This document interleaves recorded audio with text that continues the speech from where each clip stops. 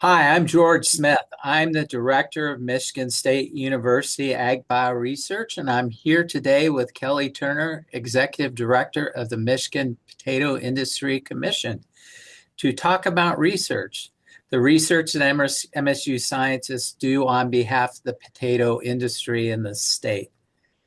This is part of a larger communications campaign from AgBioResearch to really focus on communicating to the public, our stakeholders, our elected officials, people in every county, the return on investment from the funding we get from the state of Michigan. And the key to our success has been in the past and will continue to be our strong partnerships with our stakeholder partners.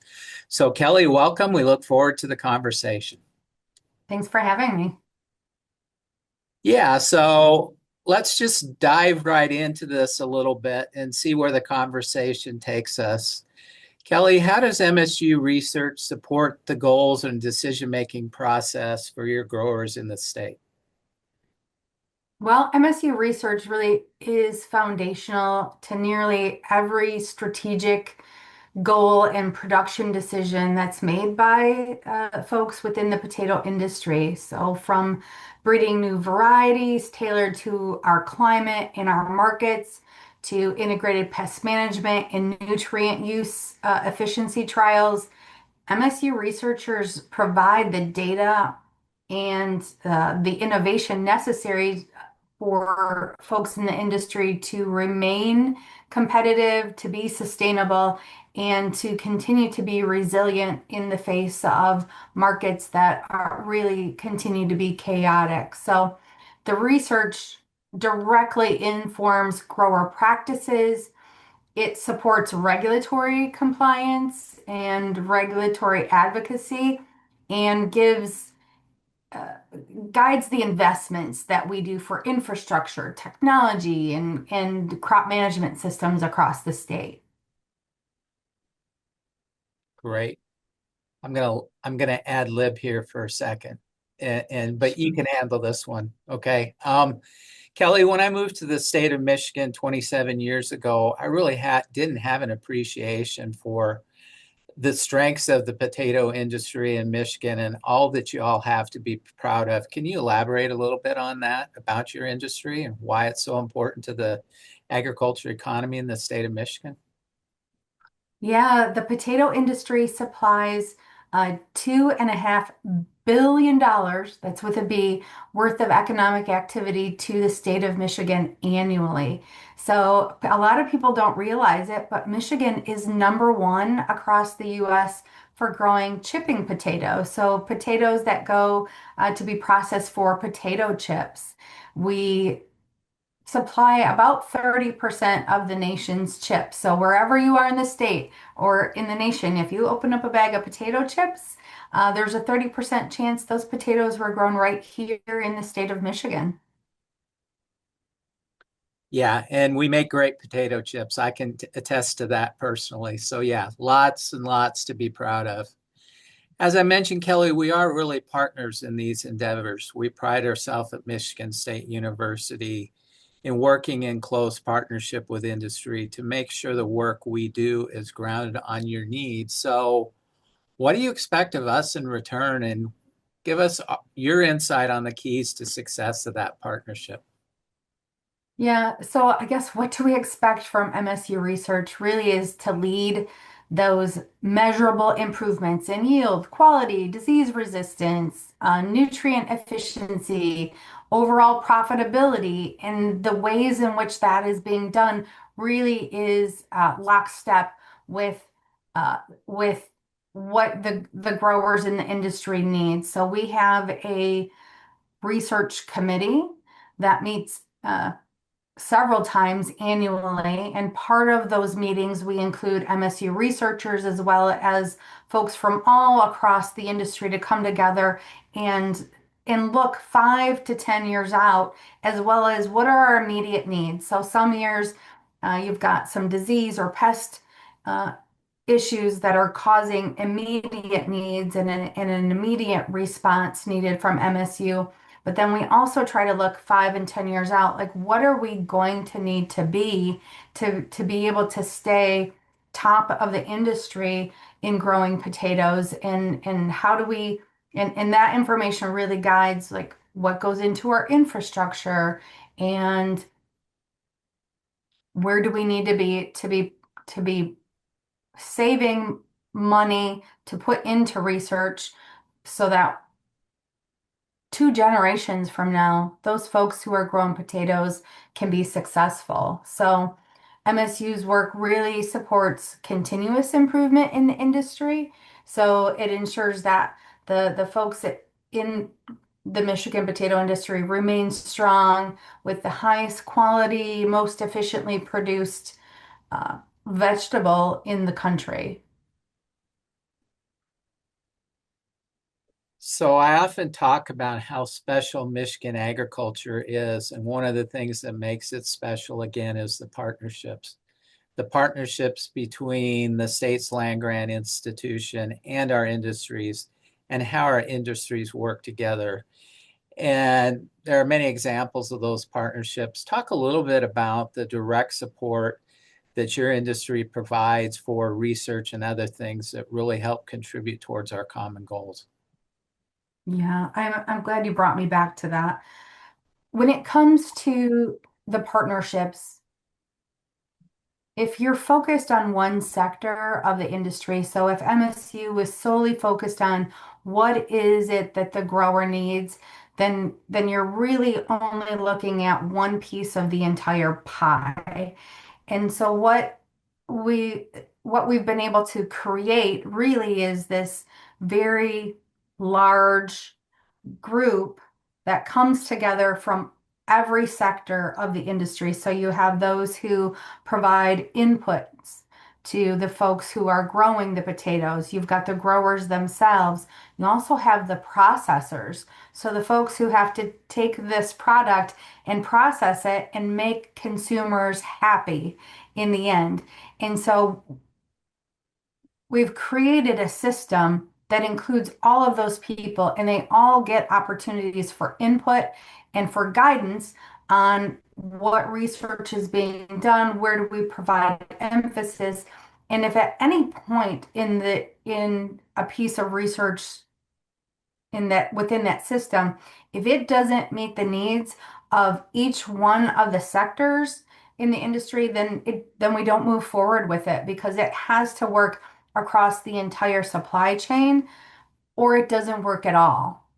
So bringing all of those folks to the table for a really collaborative experience and in open discussions where you have uh, competitors sitting at the same table, talking openly about what their needs are to really ensure that the research that's being done works for everybody and considers the entire supply chain, I think is unique and has been really helpful in ensuring that the money that is put into this is used really wisely. So the commission ourselves, we put in over $300,000 a year worth of direct funded research to folks at MSU.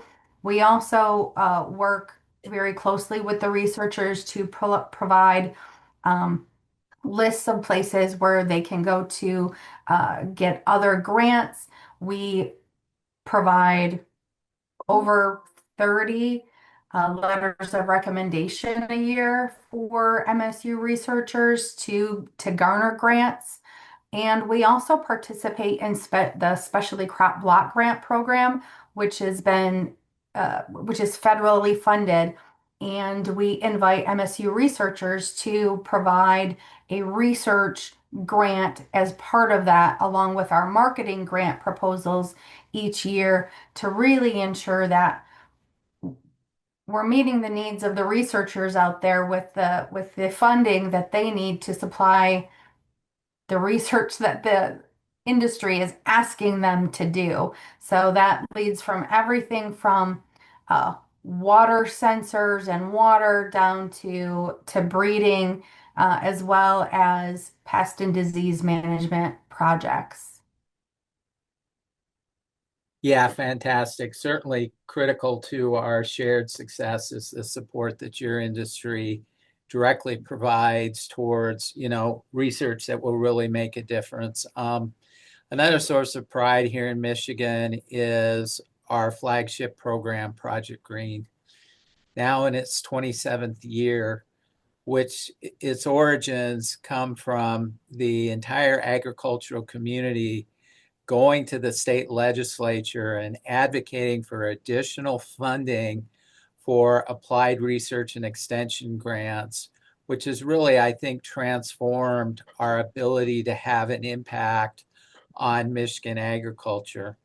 And what makes this program unique is the fact that our industry partners have the opportunity each year to set their priorities, which may change depending on the challenges a given industry is facing. And our stakeholders are actively involved in reviewing the proposals before funding decisions are made. And that's a program we're incredibly proud of. The first 20 years of Project Green, the economic impact to the state was over $2.5 billion. So talk a little bit about Project Green and its significance from the potato industry perspective. Oh, absolutely. So Project Green has been instrumental in providing a consistent and structured pathway for our stakeholders to be able to communicate their most pressing needs for researchers to be able to respond in a focused way with applied research.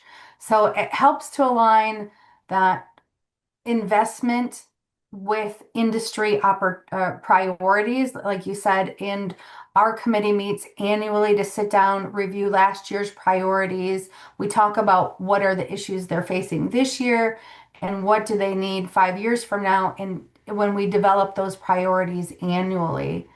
Um, while the Michigan Alliance for Animal Agriculture is more directly aligned with livestock, I think the model of collaboration that we have is one that we value and support as well, and really try to make sure that we're building that into the system that we use. Project Green has been a pathway that has funded direct positions at MSU that really, to me, have been that linchpin and the key to connecting research with boots on the ground, the people who are growing and processing potatoes.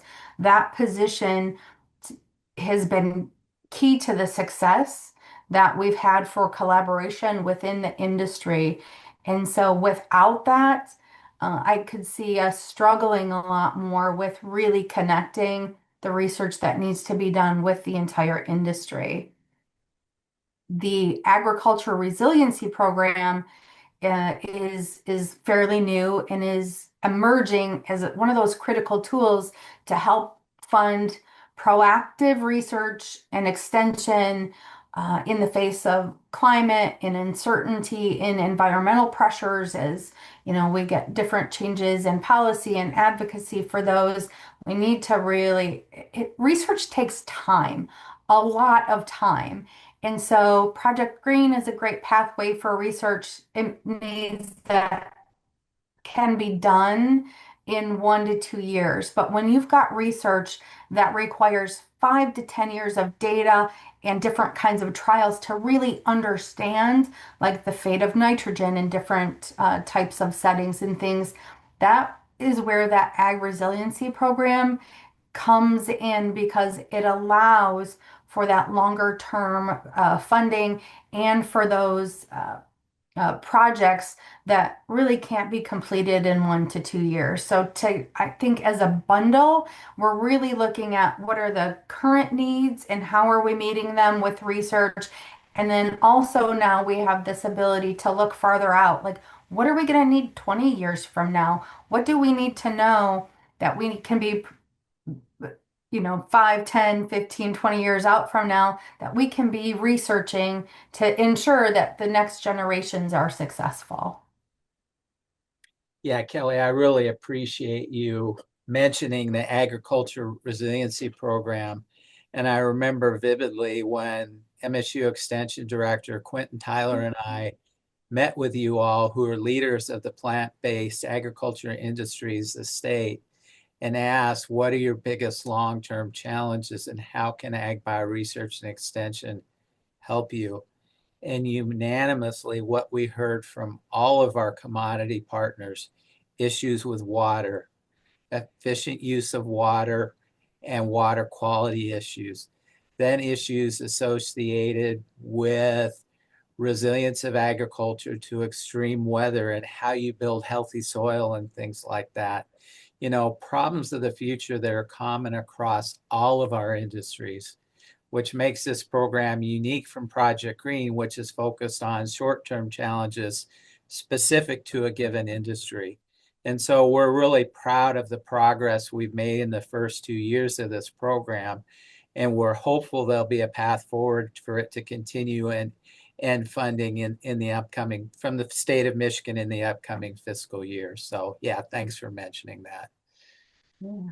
So Kelly, I know it's hard to develop a David Letterman top 10 list or really think about the biggest impact, but can you reflect for a moment, maybe in your time as executive director or beyond? And are there some examples where MSU research has really made a difference you want to talk about? You did a great job illustrating the breadth of the research and how you bring all of your industry partners together, not just the growers, the processors, the folks that provide inputs, et cetera, et cetera.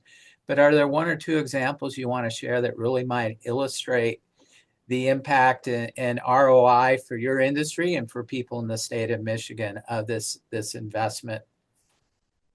Yeah, actually, there are some that come top of mind, and I would say that one clear example is the development and advancement of potato varieties through MSU's breeding program, including those high-performing chipping varieties that we talked about earlier that are now not just grown in Michigan, but across the country. So, MSU research really, through this program, has elevated themselves at the national level, and people all across the country look to MSU for those chipping varieties that are going to help move other states ahead, as well as Michigan.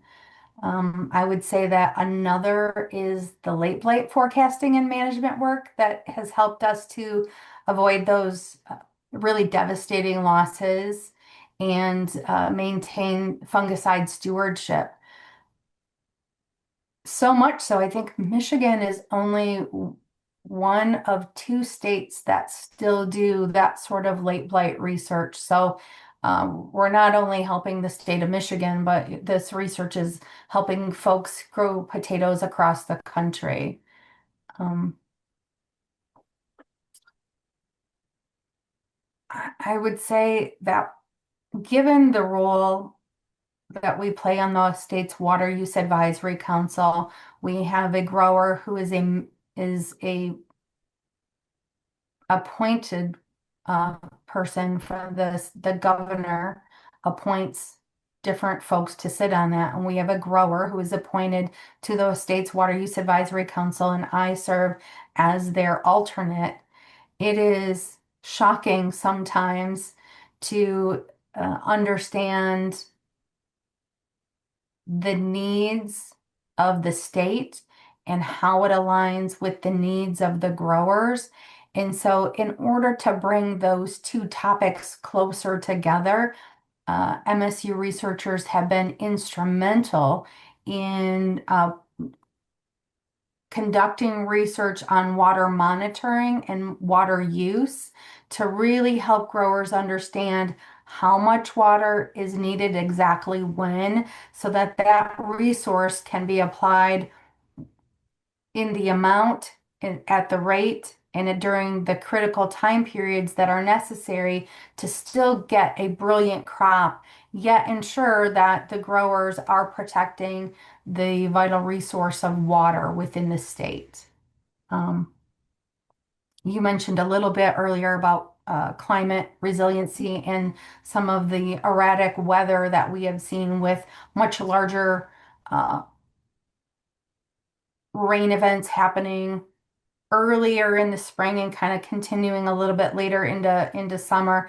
And then we are seeing large rain events happen earlier in the fall than we had in the past. And so really understanding and getting potatoes that can thrive in some of those conditions, that can handle the water, also knowing when to apply inputs so that they're not getting washed away during those large rain events really has been critical when it comes to the agronomy and just growing potatoes in general and being able to share that information. I believe Dr. Dausch's did some climate resiliency work, and like, when can potatoes withstand drought conditions and when can they not? And some of the information that came out of that study was contradictory to what everyone had thought was the case. And so people are able then to change their agronomic practices right away and still end up with a great crop, quality and high yielding crop at the end, now that they have this new information. Because when plants can withstand drought conditions is different than what the industry understood it to be before this research was done. So we're really that continuous improvement and continuous understanding of water monitoring, water and inputs when those get put on the field have made a huge difference. But I would say the largest, kind of brightest shining example is going to be that variety development of potatoes through the breeding program. Yeah, fantastic examples. Really fun to talk about and reflect. So, Kelly, I know we're getting close to the end of our lot of time, but maybe some sort of parting comments from you. And I know you're a strong advocate for ag bioresearch, the importance of research to your industry and whatnot. So, any closing comments in the context of what you would say to our state legislators about the importance of funding for ag bioresearch and directly investing in research and the benefits to the state of Michigan? Yeah, and it leads back to some conversations that we've had at a national level lately. And I guess I will sum it up by saying that MSU research is not a luxury, it's a necessity. Continued public investment through programs like Project Green and the Agricultural Resiliency Program ensures that Michigan agriculture can solve the problems of tomorrow today. Without this support, growers would face more risk, fewer tools, and a reduced ability to compete in the market. Not just at the state level, but we're talking at a global level.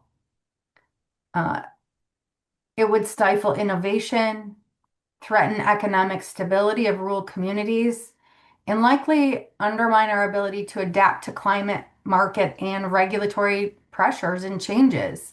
So, continued funding is a commitment to the future of Michigan agriculture and to the families and businesses and communities that it sustains.